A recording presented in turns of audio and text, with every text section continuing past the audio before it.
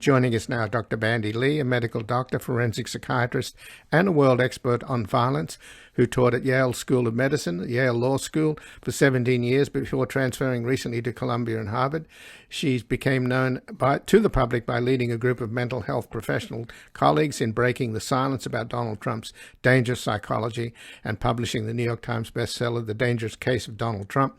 37 psychiatrists and mental health experts assess a president, and she's currently president of the World Mental Health Coalition.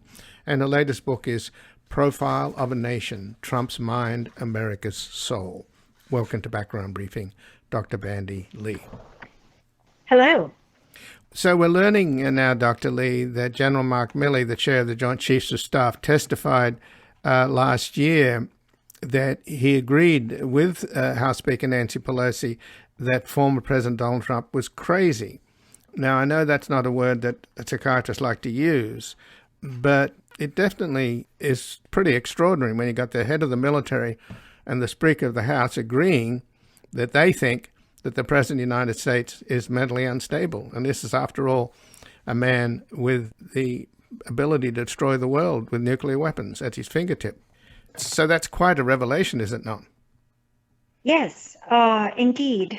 Well, I think it was serious enough that caused a group of mental health professionals, in fact, hundreds and later thousands, to come forth to try to warn against the mental instability of the president as soon as he was inaugurated, in fact. And shortly after he was elected, one of my colleagues actually wrote to President Obama about the president-elect at the time, requiring a neuropsychiatric evaluation. Of course, we've done an evaluation of him based on collateral interviews and reports, which was through the Mueller report. And we were able to come to the conclusion that he was, in fact, unfit by every psychiatric standard. But the problem was that there was a lot of disinformation out there, that what we were trying to do as our societal duty was dubbed to be armchair psychiatry and unethical by the American Psychiatric Association itself. So none of this information got out or was able to be fully used by Congress members until it got to the dire state of the nation being in danger and actually democracy itself being dismantled. And you're referring, of course, to the Goldwater rule, and you're making the point, Dr. Lee, that this rule prevented the truth from emerging about who this man was. The idea that you can't psychoanalyze somebody unless you're actually treating them as a doctor-patient in a doctor-patient relationship, which is an absurd notion when you have so much evidence about who this man is and how he behaves. And I guess at the end of the day, the question that emerges is, how did he get elected? What is it? Do we need to do a mental health evaluation of the American people, or at least half of the American people who voted for him? What happened there? Why can't they see the obvious? Well, when the symptoms are so severe and outside the range of ordinary experience, it's natural to misinterpret it or underestimate it, or to assume that it's somehow within the range of normalcy, because most people do not have the experience of severe mental impairment day in and day out the way mental health professionals do. But the reason why we train specialists and experts, professionals in society, is so that they can share the expertise that they have gathered and accumulated over years of, if not decades, of clinical practice. And that was not able to come out. And yes, you did mention the Goldwater rule, which was an obscure rule that most people thought was outdated and irrelevant. In fact, its very institution was based on a political compromise, as you can see from the name itself. It was after Goldwater's campaign that the American Psychiatric Association, and that's the only mental health association that adopted it. Well, a politically motivated so-called ethical guideline, it's not a rule, it's a guideline, would be bound to be politically abused. And I would say it has been, at the peril of numerous deaths, if we count COVID deaths, which are almost all attributable to Donald Trump's mental impairments.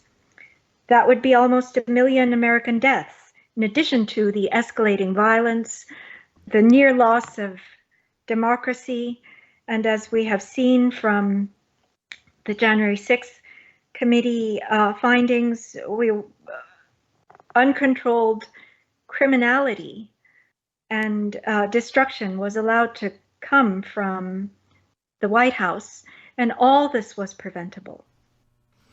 You know, I just was talking to somebody yesterday about George Santos, Dr. Lee, and the idea that what are we teaching our children? You know, are we teaching our children that you can be a liar and a cheat and become president of the United States, and you can be a liar and become a congressman? And I mentioned that one of the most alarming things about Trump being a sociopath, to my mind, was apparent on 9/11, the day of that extraordinary tragedy here in the United States.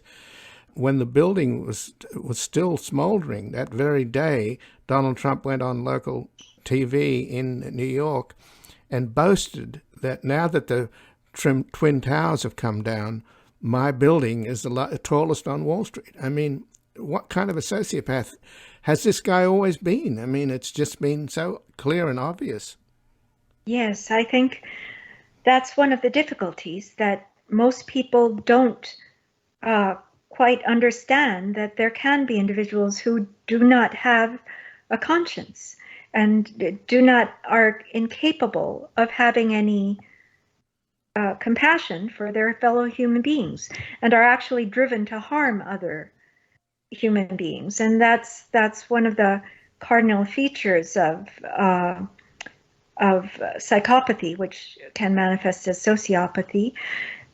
And the fact that more and more of these individuals are taking charge of not only corporations and institutions, but positions in government. And we know that the vast majority, I think someone estimated about 95% of the world's atrocities have been committed by this 5% of mentally impaired individuals. And to keep them out of important positions, we do need some kind of standard.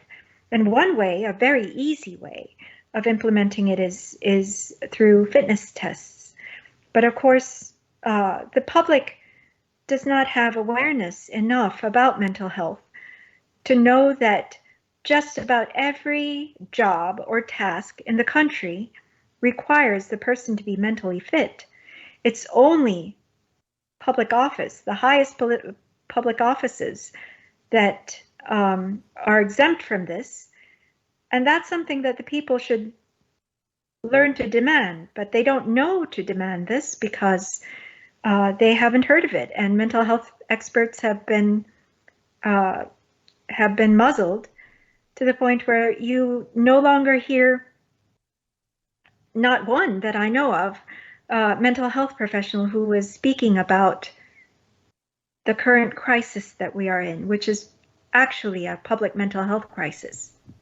Well, indeed, the work that you've done through your book, The Dangerous Case of Donald Trump, 37 Psychiatrists and Mental Health Experts Success a President, is the only way that this story got out. And you yourself suffered enormous backlashes from Alan Dershowitz pressuring Yale to fire you, etc. I mean, you did this important work, but at great personal cost.